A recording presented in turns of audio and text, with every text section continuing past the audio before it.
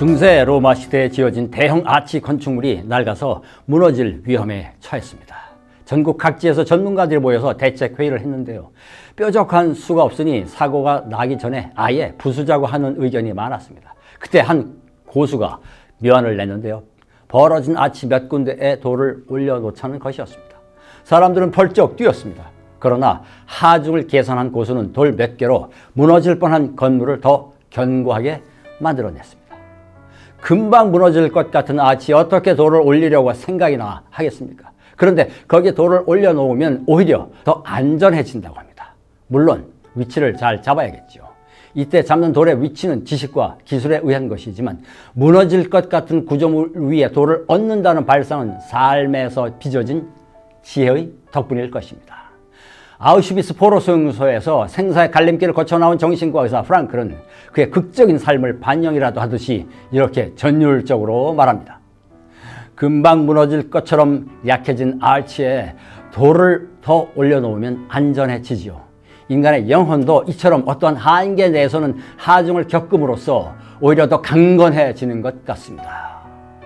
삶의 물음에 예라고 대답하라 라고 하는 그의 작품에서 한 구절 읽었습니다. 참으로 오묘한 삶의 역설입니다. 어떠한 한계라는 조건이 이를 말해주는데요. 그 안에서라면 더 큰 삶의 무게가 그 영혼을 오히려 더욱 강건하게 한다는 것입니다.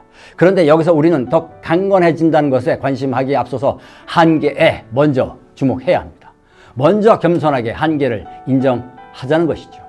그리고는 이를 정확하게 보고 바로 거기에 돌을 얹어서 오히려 하중을 겪게 합니다. 그리함으로써 강건해진다는 것인데요. 약한 곳에 힘을 주어 누르니 오히려 튼튼하게 된다는 것입니다. 모순처럼 보이는 한계와 하중이 만나서 강건이라고 하는 오묘한 역설을 만들어낸다는 것입니다. 같은 이야기를 다른 맥락에서도 발견할 수 있습니다. 가린샤라고 하는 브라질의 축구 선수가 있었는데요. 그는 불우한 가정 환경으로 인해서 6살 때 소아마비를 제대로 치료하지 못해서 오른쪽 다리가 왼쪽 다리보다 긴 불균형의 몸이 되었습니다.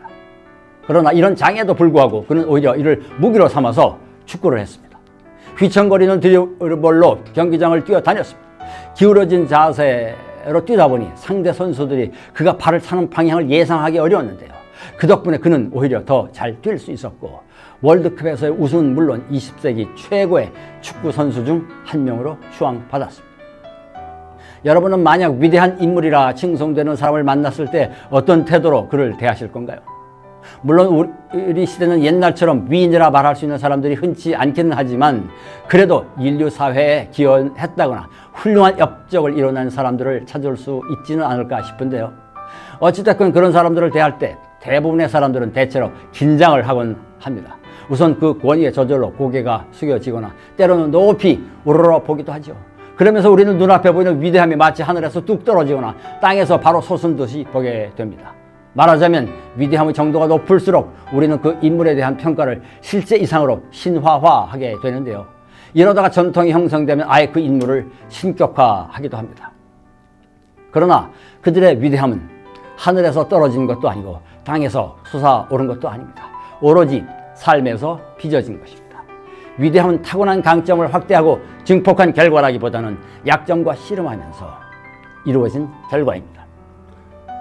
사실 타고난 강점이 있다면 그걸 믿고 그만큼 노력을 덜 하게 되기 마련인데요. 그래서 위대함을 이뤄내는 것은 오히려 더 어렵다고 합니다.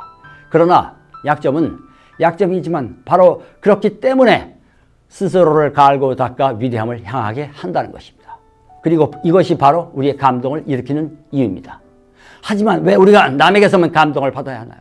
우리가 우리 자신에게서 감동받을 수도 있지 않을까요? 그러니 우리는 우리의 약점을 슬퍼할 일은 아닙니다. 약점이 오히려 위대함에 이를 가능성은 훨씬 더 많습니다. 물론 근거 없이 격려만 하거나 바른 생활 태도를 권장하려는 구태의연한 도덕적인 교훈은 전혀 아닙니다. 위인들이 그 증거이니까요. 정신분석학자인 루 살로메도 그의 책 깨달음 이후 빨랫감에서 이렇게 말합니다. 진정 위대한 존재로 느껴지는 인물을 대할 때 우리는 그 앞에서 얼어서 긴장하기보다는 그가 오히려 자신의 약점을 통해서 그 위대성을 성취했으리라고 하는 사실에 감동해야 하지 않겠는가. 감사합니다.